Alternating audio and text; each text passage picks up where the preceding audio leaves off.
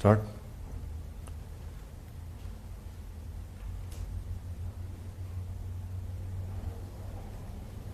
बिस्मिल्लाहिर्रहमानिर्रहीम। अस्सलामु अलैकुम वरहमतुल्लाहि बरकातहू। मैं सबसे पहले लोनी की विधानसभा के तमाम जिम्मेदारों का, बुज़ुर्गों का, इज़्ज़तदार माँ और बहनों का, गयूर नौजवानों का, वहाँ की जनता और अवाम का शुक्रिया अदा करता हूँ कि उन्होंने आज मजलिस की इस इलेक्शन वर्चुअल रैली में आप लोगों ने शिरकत की। आपने अपना कीमती वक्त निकाल कर हमारी बात सुन रहे हैं। मैं आपका बेहद शुक्रिया अदा करता हूँ। मुझे आपको यही पैगाम देना है कि 10 फरवरी के दिन जो उत्तर प्रदेश विधानसभा के पहले फेज़ के वोटिंग का दिन है, उसमें मेरी आपसे गुजारिश है कि आप अपना कीमती वोट मजलिस के उम्मीदवार डॉक्टर मेहताब अली, जिनका इंतखाबी निशान पतंग है, उस पतंग के निशान पर आप बटन दबाकर अपने सियासी शऊर का सबूत दीजिए, अपने इत्तेहाद का सबूत दीजिए और उत्तर प्रदेश में जो भागीदारी परिवर्तन मोर्चा बनाया गया है, जिसके कन्वीनर और पहले मुख्यमंत्री होंगे इंशाअल्लाह जनाब बाबू सिंह कुशवाहा साहब, आप उस पर भागीदारी परिवर्तन मोर्चा को भी कामयाब करिए, उनके पूरे प्रत्याशी को, उनके उम्मीदवारों को भी कामयाब करिए। मेरे अजीज दोस्तों और बुजुर्गों, आज ही के दिन महात्मा गांधी का कत्ल किया गया था।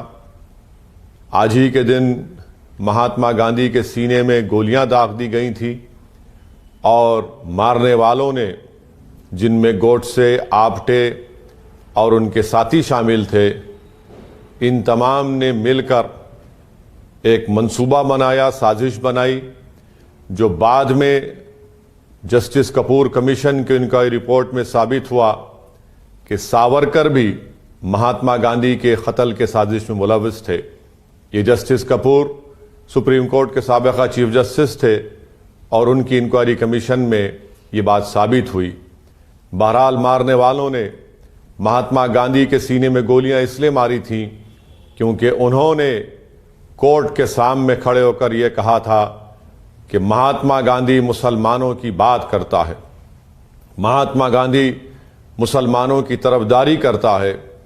और महात्मा गांधी के कत्ल से पहले महात्मा गांधी दिल्ली की हज़रत खुतबुद्दीन बख्तियार काकी रहमतुल्लाह अलैह की दरगाह को गए थे, क्योंकि दंगाइयों ने उस दरगाह को नुकसान पहुंचाया था। मेरे अजीज दोस्तों और बुजुर्गों, महात्मा गांधी के कातिलों को तो फांसी दे दी गई, मगर महात्मा गांधी के कातिलों की जहनियत रखने वाले लोग आज भी हमारे भारत, हमारे वतन अजीज में जिंदा हैं।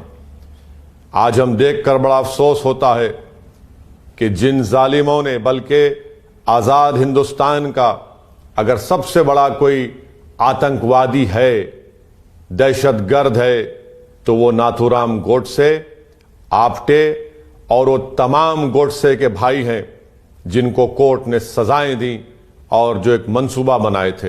ये तमाम के तमाम आज़ाद हिंदुस्तान के पहले टेररिस्ट हैं, आतंकवादी हैं, दहशतगर्द हैं। आज अगर वतन अजीज में गांधी की समाधि पर जाकर तो फूल तो चढ़ा देते हैं, मगर याद रखो, दिल में, जबान पर गांधी है तो दिल में गोडसे से मोहब्बत है। गांधी से मोहब्बत है तो याद रखो, गोडसे और इन कातिलों को, इन दहशतगर्दों की दिल में आपकी मोहब्बत नहीं होनी चाहिए। मेरे अजीज दोस्तों और बुजुर्गों, गांधी को मारने वाले फांसी के फंदे पर तो उनको लटका दिया गया, मगर उनकी उस ऐसी सोच, वो गंदी सोच आज हमारे वतन अजीज में पैदा हो चुकी है। हम देखते हैं कि खुलेआम गांधी के कातिलों को फूल माला चढ़ाई जाती हैं, उनके नाम के साथ नारे लगाए जाते हैं, बल्कि हद तो यह हो गई कि बीजेपी की एक मौजूदा रुकने पार्लियामान सांसद ने भी गोडसे की तारीफ की। मेरे अजीज दोस्तों और बुजुर्गों, आज हम देखते हैं क्या ये हमारा वतन, जिसको हमारे बुजुर्गों ने अपने खून पसीनों से आज़ाद किया, सन 57 की जंग आज़ादी का, जिहाद का फतवा हमारे जय्यद उलमा इकराम ने दिया था और जिहाद के फतवे की स्याही सूखने से पहले उन्होंने अपनी जान के नजरानों को पेश किया। आज हम देखते हैं कि धर्म संसद होते हैं, चाहे वो हरिद्वार का हो, रायपुर का हो या फिर हालिया दिनों में प्रयागराज में हो, किस तरह की जबान वहां पर इस्तेमाल की जाती है, किस तरह वहां पर लोग बैठकर इंसानियत को नुकसान पहुंचाने की बातें करते हैं, किस तरह वो भारत के संविधान की जो बाबा साहेब अम्बेडकर ने बनाया उसकी धज्जियां उड़ाना चाहते हैं, किस तरह वो हमारे मुजाहिदीन आज़ादी की कुर्बानियों को रायगा जाने देना चाहते हैं, उस पर पानी फेर देना चाहते हैं, उनकी कुर्बानियों को भुलाना चाहते हैं। मेरे अजीज दोस्तों और बुजुर्गों, मैं उन तमाम अवाम से अपील कर रहा हूं जो इस सरजमीन से मोहब्बत करते हैं, जो भारत को अपना वतन अजीज मानते हैं। मैं आपसे अपील कर रहा हूं कि यकीनन सियासी इख्तिलाफात हमारे हो सकते हैं और रहना भी चाहिए। हो सकता है कि आप किसी और पार्टी की मोहब्बत में उनको वोट दें, मगर याद रखो मेरे अजीज दोस्तों और बुजुर्गों, जो बातें आज की जा रही हैं अक़लियतों के बारे में, जो बातें आज की जा रही हैं भारत के इस खूबसूरत मुल्क को जिसका कोई मजहब नहीं है, भारत पूरे विश्व में, पूरी दुनिया में एक ही वतन है जो तमाम मज़ाहिब को मानता भी है और उनको भी मानता है जो किसी मजहब को नहीं मानते। अगर इस मुल्क को एक विचारधारा में, एक आइडियोलॉजी में जो भारत के संविधान के खिलाफ है, जो गांधी की कुर्बानियों के खिलाफ है, जो नेहरू, पंडित, बोस, मौलाना आज़ाद, जौहर बरादरान, अल्लामा फजल हक खैराबादी, मौलाना हुसैन अहमद मदनी और जो रेशमी रुमाल की तहरीक जिन बुजुर्गों ने शुरू की थी, उन तमाम के खिलाफ है जो आज लोग नफरत पैदा कर रहे हैं। ये हम मुजाहिदीन आज़ादी की उन तमाम कुर्बानियों को ख़त्म करना चाहते हैं। मैं आपसे अपील कर रहा हूँ, भारत हम तमाम से बड़ा है, ये मुल्क हम तमाम की ख्वाहिशों से बड़ा है।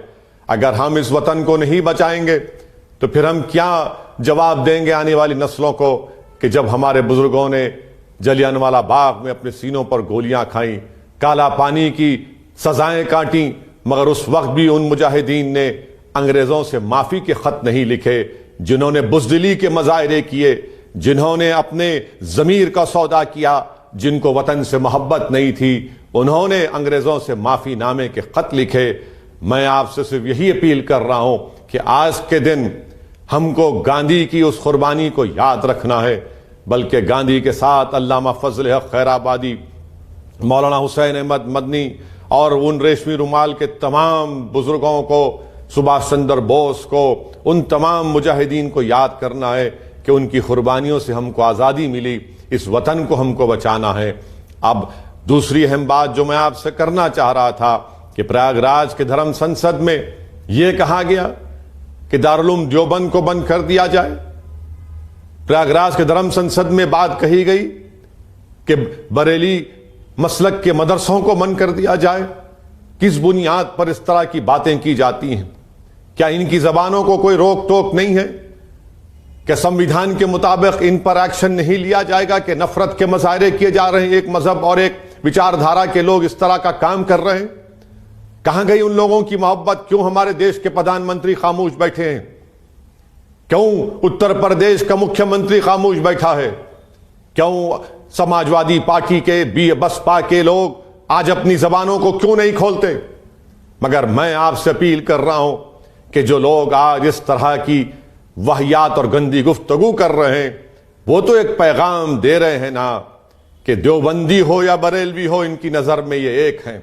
तो मैं आपसे अपील कर रहा हूं कि जिनकी जबानों से निकल रहा है वो ये कह रहे हैं कि सब एक हैं, मेरे अजीज दोस्तों और बुजुर्गों, मेरी आपसे दरमंदाना अपील है कि आप इन तमाम चीजों से ऊपर उठकर मुत्तहिद हो जाइए। हालात और वक्त के तकाजे को आप देखिए। अगर आज आप मुत्तहिद नहीं होंगे, भारत की जमहूरियत में आपकी आवाज होनी चाहिए। हमने 60 साल जिस पर भरोसा किया, जिनको नेता बनाया, जिनको वजीर आजम बनाया, जिनको मुख्यमंत्री बनाया, जिनको इख्तिदार दिया, क्या मिला हमको? बताइए आप जो आज मुझ पर उंगलियां उठाते, उंगलियां उठाइए मुझ पर, आप मुझ पर तनकीद करिए, मगर मेरे इन सवाल का जवाब दो कि आखिर इतने पसमानदा क्यों हो गए? आखिर क्या वजह है कि कोई खड़े होकर हम कत्ले आम की बात करता है, और जो लोग आज उत्तर प्रदेश में चाहे समाजवादी का अखिलेश हो या बसपा की बहन मायावती हो या जयंत चौधरी आरएलडी की, उनकी जबानें क्यों नहीं खुलती इन लोगों के खिलाफ? आखिर ये कौन सी मसलहत है? ये मसलहत नहीं है, ये बुज़दिली है। ये बुज़दिली भी नहीं है, बल्कि ये इन तमाम बातों पर खामोशी, उनकी नीम रजामंदी की बात करते हैं। मेरे अजीज दोस्तों और बुजुर्गों, तीसरी अहम बात जो मैं आपसे करना चाह रहा था, मजलिस इत्तेहादुल मुस्लिमीन आज से 70 साल पहले अपने सियासी सफर का आगाज किया। हमारे बुजुर्गों ने बड़ी मेहनतें की, बड़ी कुर्बानियां दी, जेल की सोहबतें बर्दाश्त की, इल्जामात को बर्दाश्त किया, खाक और खून के दरियाओं से गुजरना पड़ा। कभी हैदराबाद से तो कभी शहर बदर उनको कर दिया जाता था, मगर इन तमाम मसाइब और मुश्किलात के बावजूद भी कामयाबी के साथ अल्हम्दुलिल्लाह अल्लाह के फजल करम से मजलिस इत्तेहादुल मुस्लिमीन ने अपने सियासी सफर को तय किया। हमने भारत की जमहूरियत को मजबूत किया।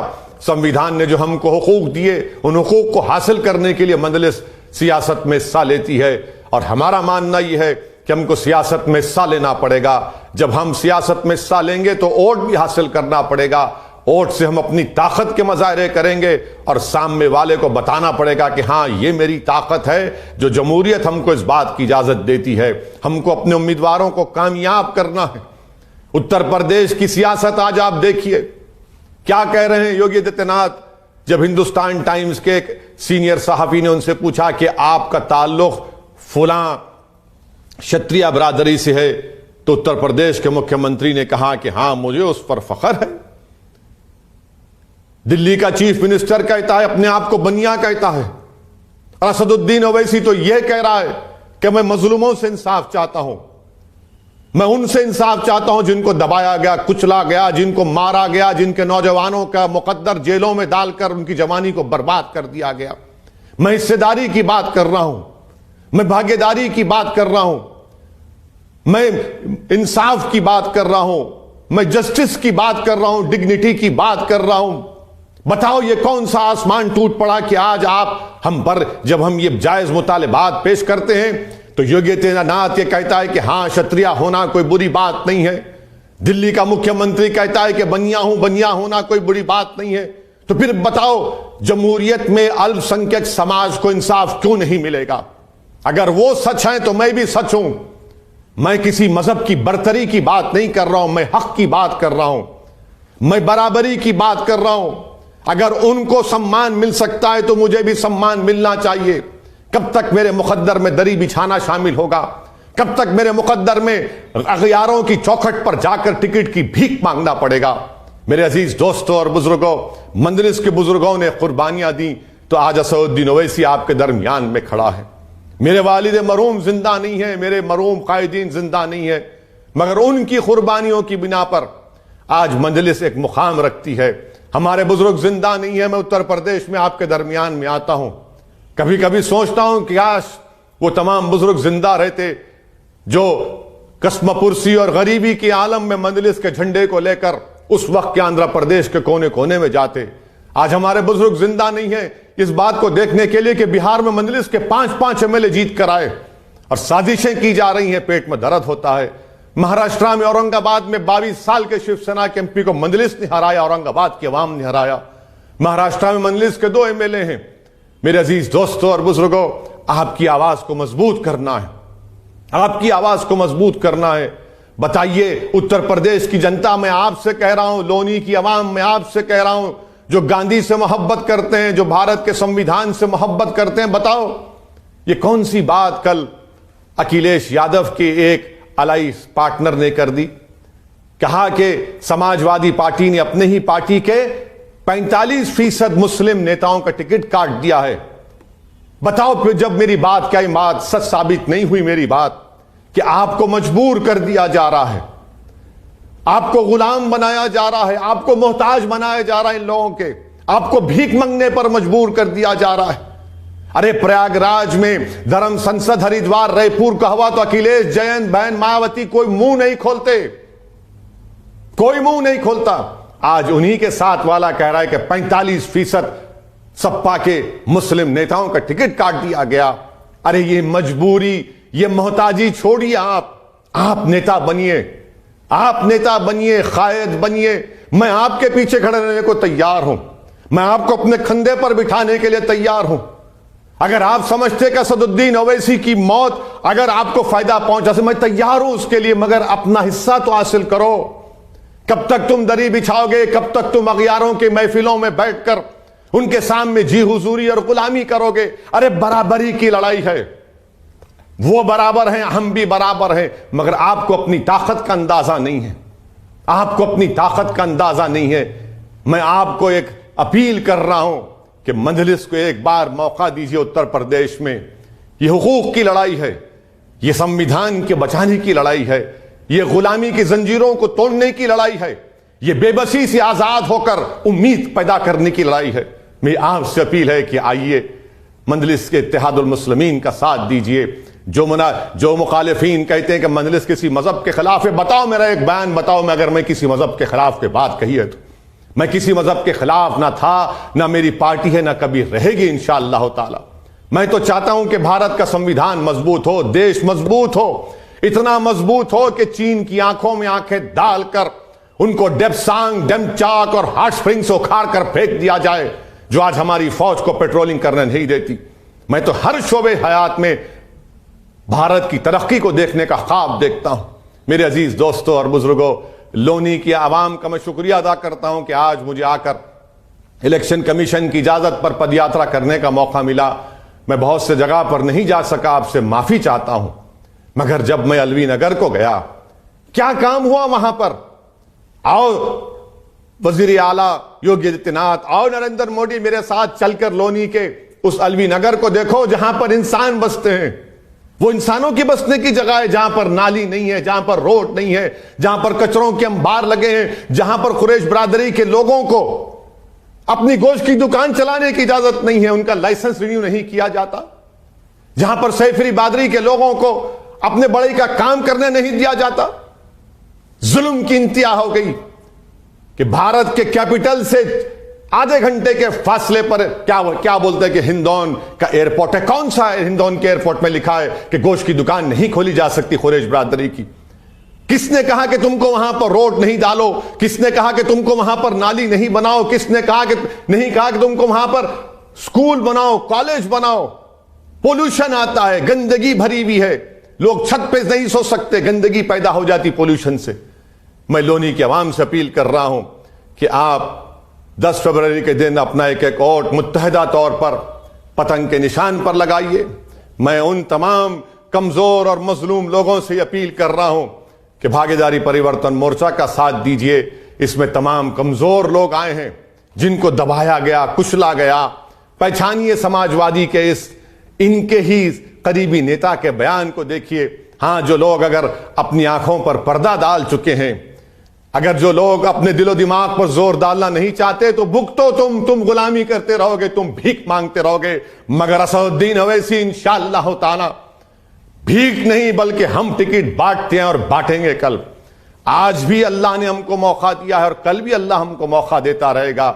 मैं आपको बताना चाहूंगा आखिर में कि अल्लाह ने जब तक मुझे जिंदा रखेगा, मैं और मेरे साथी उत्तर प्रदेश में भारत के कोने कोने में जाकर मजलिस को मजबूत करेंगे, लड़ते रहेंगे मजलूमों के लिए, कमजोरों के लिए, उनका हक दिलाने के लिए। आइए 10 फरवरी के दिन मैं लोनी के अवाम से अपील करता हूं कि आप अपना एक एक वोट डॉक्टर मेहताब के हक में इस्तेमाल करिए और इंशाअल्लाह ताला मैं आपसे वादा करता हूं कि इंतखाबात और होने के बाद मैं फिर आपसे दरमियान में आऊंगा और अगर इलेक्शन कमीशन हमको इजाजत देता है 500 लोगों की मीटिंग करने का, तो फिर आऊंगा, आपसे मुलाकात करूंगा। आप तमाम से अपील है कि वोट डालिए, पतंग के निशान पर बटन दबाइए। अस्सलाम वालेकुम व रहमतुल्लाहि व बरकातहू।